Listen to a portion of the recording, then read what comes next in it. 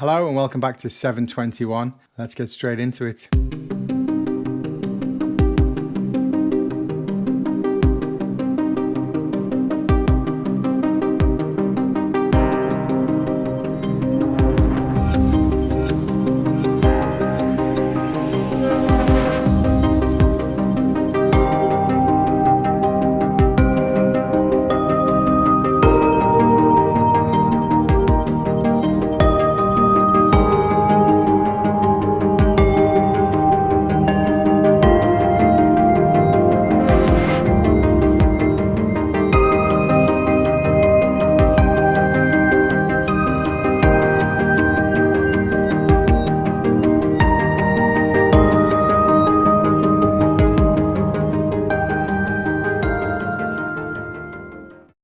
Hey guys, this episode is dedicated to AI and robots. Are they going to take our jobs away? Have they already taken our jobs away? What are they going to be used for? Are we living RoboCop and Terminator? Who knows? Check this out.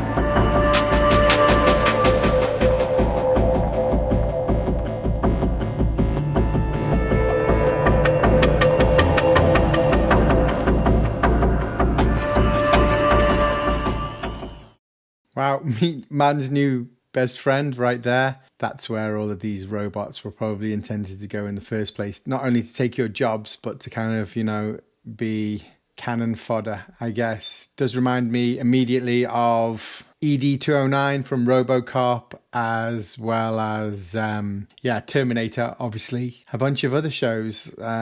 What is that? Chappie, that other one as well. Let's continue to see what that's all about, that actual dog there.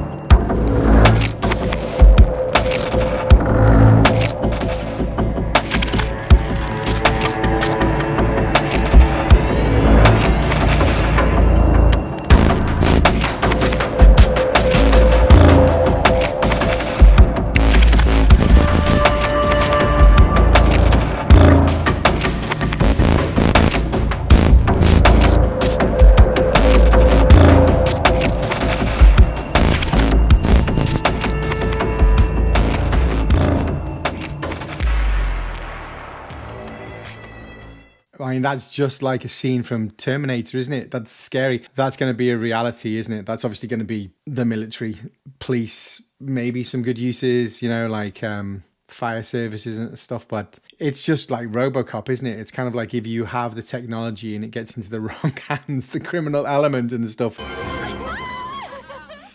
buy that for $1.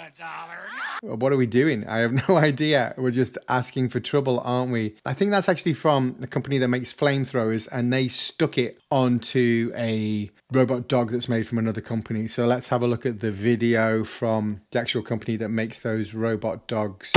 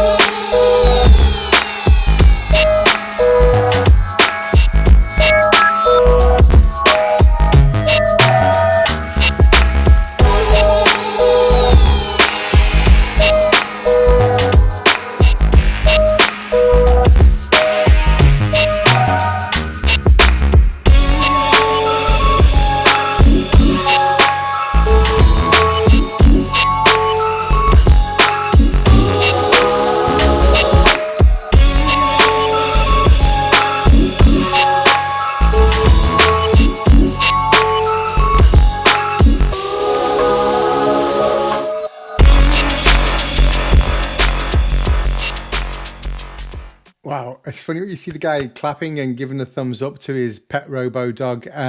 They show you in a kind of cutesy manner, you know, doing all of these kind of tricks as if you would teach a dog to do that. But it's not a dog, is it? It's this programmed being. It doesn't have kind of like feelings or emotions. Can't feel pain, for example. It's weird, isn't it, that they show it in a cute manner.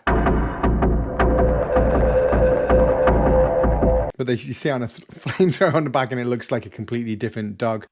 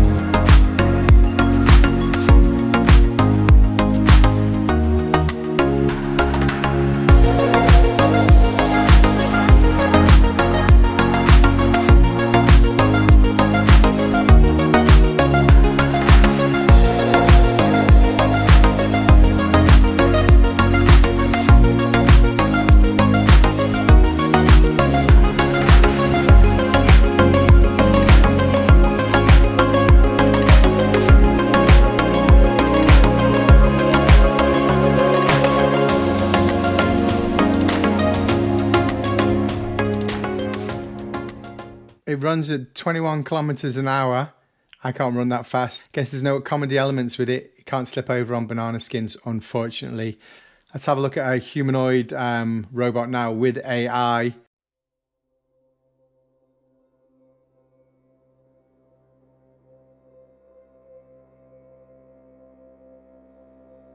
Hey, Figure One, what do you see right now? I see a red apple on a plate in the center of the table, a drying rack with cups and a plate, and you standing nearby with your hand on the table. Great, can I have something to eat? Sure thing.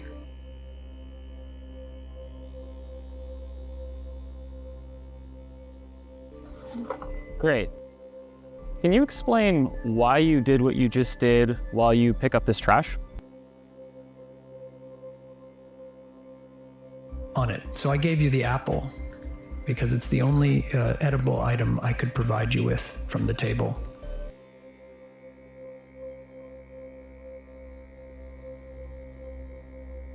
Great. So, based on the scene right now, where do you think the dishes in front of you go next?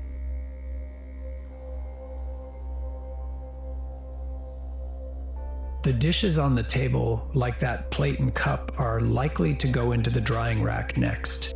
Great. Can you put them there? Of course.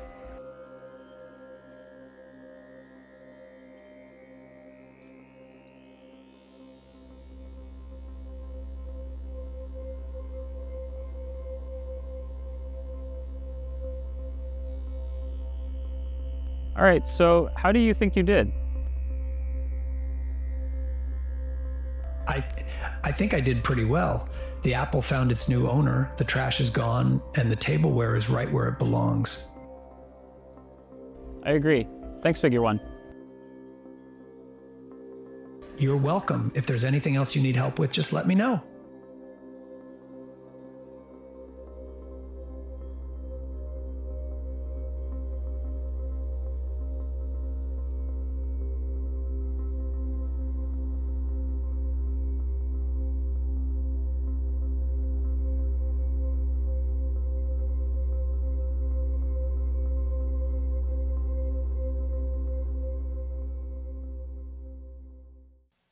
The guy looks smug when he bites his apple and he walks off, right? We're creating something that eventually we're not going to be able to control because it's already smarter than us. The invention of lying is human, right? We're conscious that we are not telling the truth about something, and there could be a consequence to that if we're found out about that.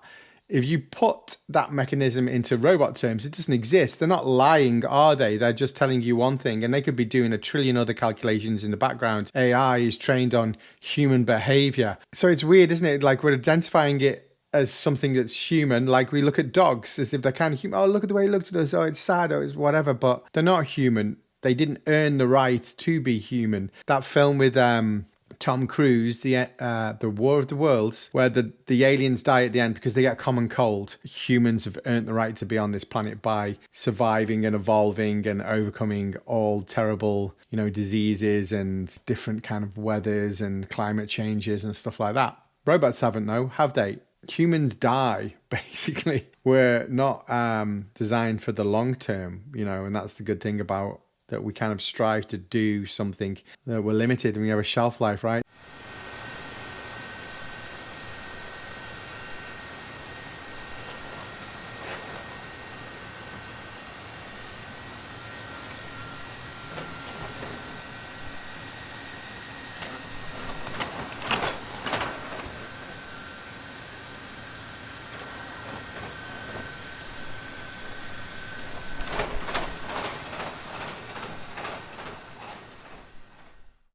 Wow, there was something kind of like eerily like scary from like a movie where people get possessed in that. Or I think there's a scene in Terminator, the one with the metallic kind of liquid robot where the head forms through the back of the head. And then that just looks spooky. It looked kind of like one of those contorted, kind of like possessed.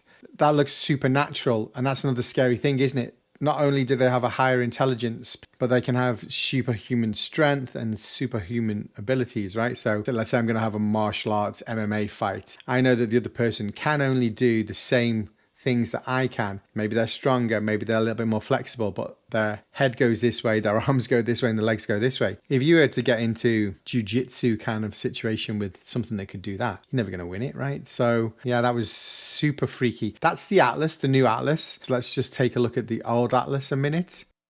Yeah.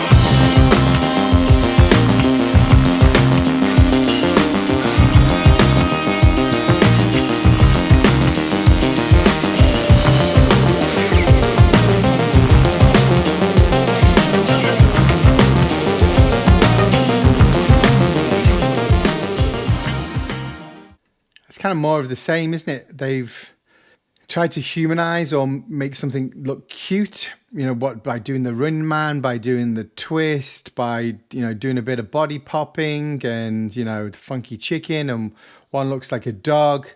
to try and make us warm to them and not be afraid of them? Because if you saw them as sterile, robotic, be a bit more wary.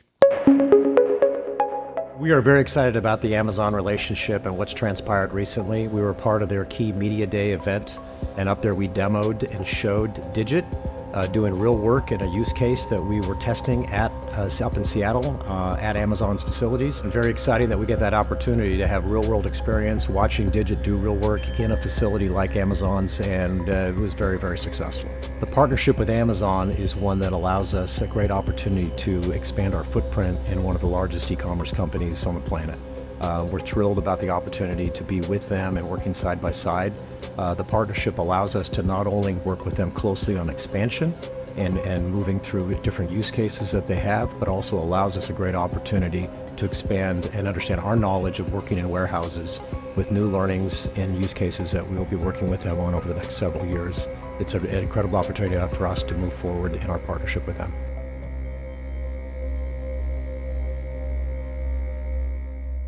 That's a good sign of human nature. It's like individuals determining what it's like for the masses. That's one person. There's billions of people on the planet. If you were to say Amazon is going to, have like 1 million robots, that means 1 million people are going to lose their jobs. People are not going to have money to spend on things that Amazon sell. Yeah, great. You're putting robots in, but you're taking money away. So who are the robots going to expand the business to? Your target audience and your clientele need to have money to spend. And if you're taking that away, not just in Amazon, but in other industries where robots taking over, like computer programming and car factories or wherever these robots are going to be used, you're taking money away from people so they can't spend on the products that you're using these robots to build. So that doesn't make sense to me. It's a bit daft.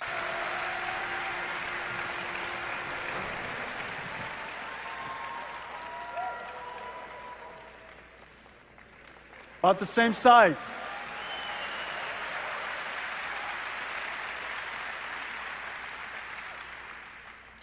The soul of Nvidia, the intersection of computer graphics, physics, artificial intelligence.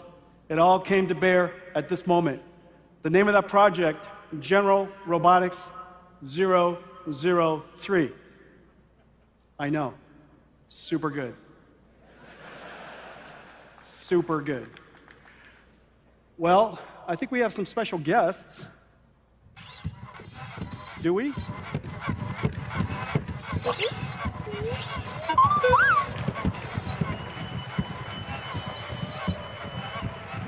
Hey guys. So I understand you guys are powered by Jetson. They're powered by Jetsons. Little Jetson robotics computers inside. They learn to walk in Isaac Sim. Ladies and gentlemen, this is orange, and this is the famous green. They are the BDX robots of Disney.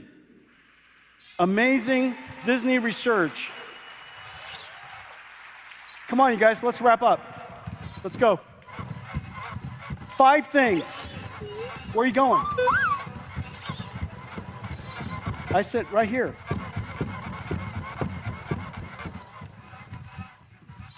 Don't be afraid. Come here, Green. Hurry up. What are you saying? No, it's not time to eat. It's not time to eat. I'll give you a snack in a moment. Let me finish up real quick. Come on, Green, hurry up. Stop wasting time. 5 things. 5 things. First, a new industrial revolution. Every data center should be accelerated.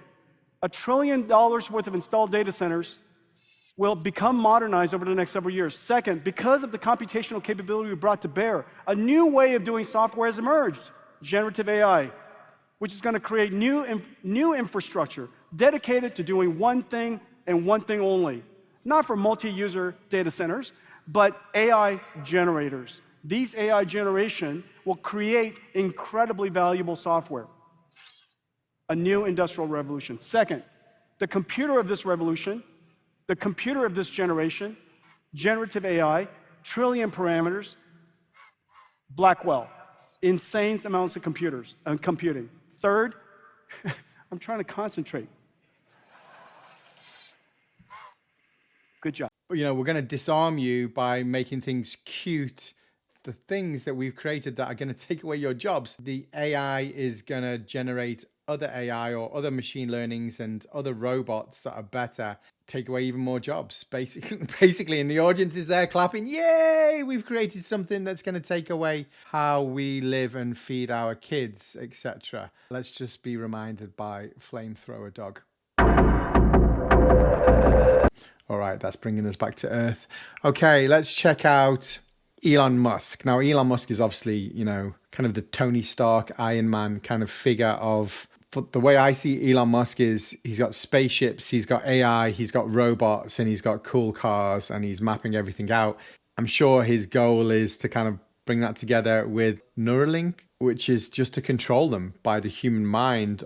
Maybe he wants to send one of these robots to Mars and control it via this, you know, Neuralink thing that he's put together as well. I think there is definitely some good in some of these things, but by human nature, we're not nice, are we? We always turn to the dark side of the force. You know, we want power, greed. I think this is just our undoing, you know? Can you make a bomb? Yeah. Can you make a bigger bomb? Yeah. Can you make a really big bomb that kind of like, yeah, we can. It's just one of those things. We all look like, you know, monkeys with grenades, right? We have no idea what we've got in our hands, but we know it could really, really, really be detrimental to the planet.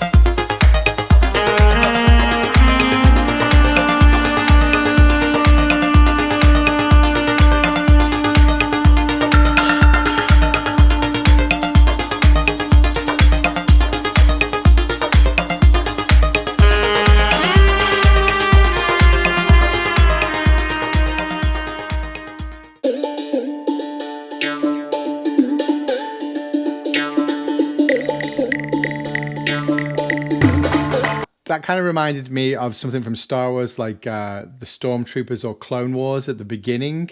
Apparently, the hands are the hardest things to get correct on the robots, right? Which is just the kind of like, you know, our opposable thumbs and our dexterity with our hands. But I think that's just a question of time because they're using AI to make better AI, to make better robots, right? So if we can't do it, the AI is going to do it, right? The bit at the end of the dancing robots, it's kind of stiff. I can imagine a lot of the engineers dancing like that. I know that Elon Musk wants to use this kind of like robotic workforce. Again, money, people, income, survival. I have no idea where this is going to go. It's a little bit scary. What are your thoughts on it? Like, what do you think? Where do you think this is going to go? Do you think like eventually we're going to be overrun by AI and robots? How big are those dogs going to be in the end? Are they going to be tank size? You know, how small are they going to be? Are they going to be like insects and drones and stuff? What are your thoughts? What do you think about it? I'm going to leave on a funky note. Till next time, guys.